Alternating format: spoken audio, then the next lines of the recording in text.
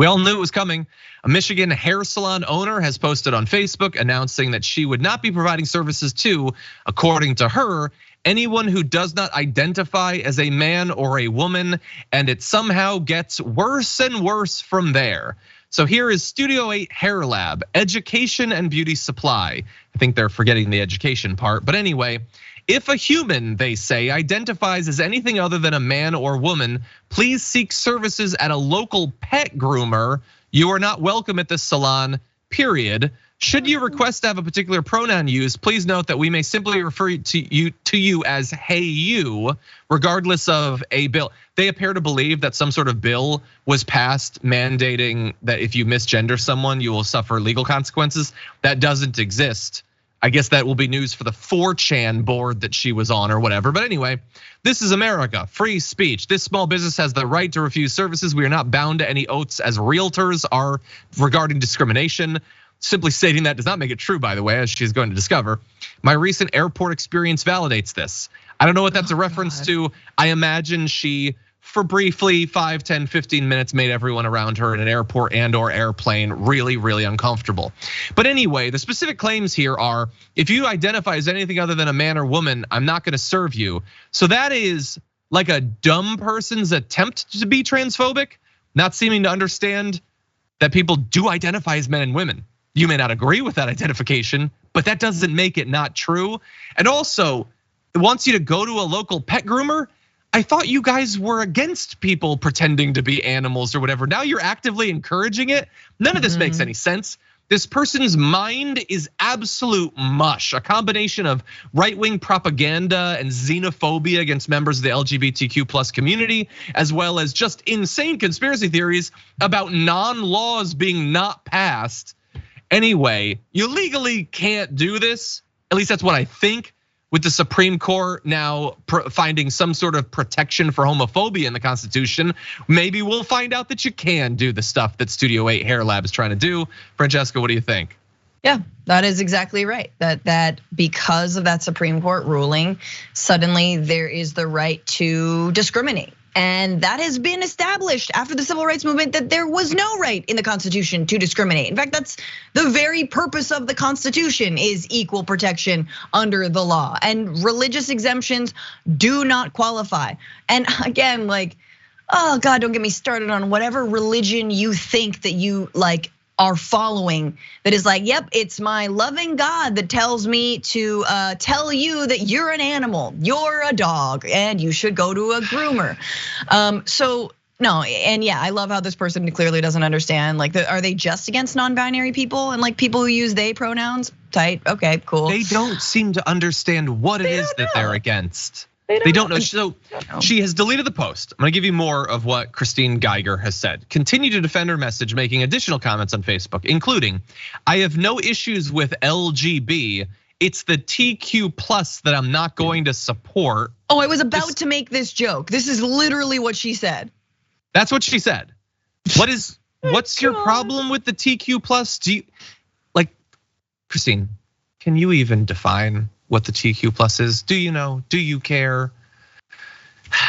This stance was taken to ensure that clients have the best experience, and I am admitting, some clients, I guess, the clients that you find acceptable, I suppose, can have the best experience. And I'm admitting that since I am not willing to play the pronoun game or cater to requests outside of what I perceive as normal, this probably isn't the best option for that type of client. This is a free country, and I am not a slave to any narrative. You are willingly following insane right-wing narratives. Can we be clear about that? Conservatives need to acclimate these woke individuals to their new reality. No, but like, there are like 7 contradictions in that one sentence alone. Obviously, we're not gonna be able to get through to this person. They were lost a long time ago. It's insane that you can't just do people's hair. Why are you concerned about people's pronouns? When I come in to get a haircut, you don't need to ask me for my pronouns. You honestly don't need to talk to me really at all. I'm here for a service that you are some sort of expert in. That's why I'm paying you to do it. That's really as far as the relationship should go, I think, for most people. Why is that not good enough for you? Why do you feel the need to inject politics into something as basic as like a dye job? Francesca. First of all, dye jobs are not basic. I just want to state that for the record. And it is very good, very hard to find a good stylist. Mine's on maternity leave. I'm not doubting that. I'm not doubting that. It's a whole thing. Yeah. But I will say that, look, Christine, I hope this brings you joy. And I hope it brings you economic prosperity. Oh, I hope it brings you healthcare. I hope it, stops the climate from rapidly warming and the sea level rise from, flooding your home or threatening it with fires. I hope that, this means that, the contaminants in the air and our water and our food supply will go away. I hope all of those things for you. Just if you just can convince and get trans people not in your salon, man, the doors are gonna open up for you. And the answer is no. It is a massive distraction. It is so incredible how much this has worked, right? Like I am not of the belief that it has worked on the majority of people, but it has worked on the loud Karens and male Karens, or Kevins, or I think it's really messed up if we say male Karens. Anyway, it's worked on them, and those folks, we've seen video after video. Somehow the renaissance of aggrieved, angry white people in public started before the pandemic, and then the pandemic turbocharged it. But we're gonna continue to see, like, John, we cover these instances all the time. We're gonna see people flipping out in public places because they don't want to serve someone that they perceive is trans or non-gender conforming, right? I mean, straight up, and it's gonna happen, and the Supreme Court has given them a green light to do so. Yeah, and going beyond that, she also doesn't like the Q and the plus. What is your issue? Who broke you? Was it Tucker Carlson? Yeah. And by the way, so I see there's a lot of comments like, Leafy says hairdressers are talkative so they can get tips, otherwise they might not chat at all. I get that, by the way. Being a service person, you do want to talk. I was a waiter and a bartender and a lot of different service things for a very long time. I don't begrudge you that. I also, though, when I was waiting tables for multiple years in multiple different restaurants, I didn't decide, oh, you're sitting at my table and you can't leave, so I'm gonna force on you my most controversial political opinions. That's not what I did. Alex Schwartz says, I give you the money, you give me the donut. Yeah, look, here is what's going on. This is a person who wants to pitch that they are being victimized by the mere existence of other people. When what is really going on in all of these cases is, this is a person who sees repression. They see communities being targeted and wants in on that. But they're not a legislator, they're not a pundit. So what power do they have to repress people? Whatever small little fief they have. And they will use that fief.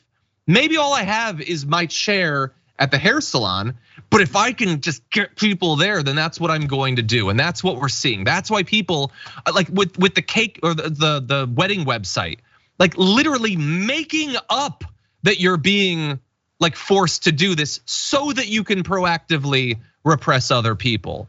It's not even like a victimhood complex. It's a totally fictional victim. It's based in literally nothing, a pure hypothetical. Yep. Anyway, hate to see it. And the issue is that we expected this coming out of what the Supreme Court did. You're gonna see business owners tripping over themselves. Not only so that hopefully the Supreme Court will go even farther, but there's a 50% chance that Christine Geiger is gonna be featured on the 5 this week. They know that there is media appearances to be made, money to be made, a podcast to be started just by being needlessly cruel.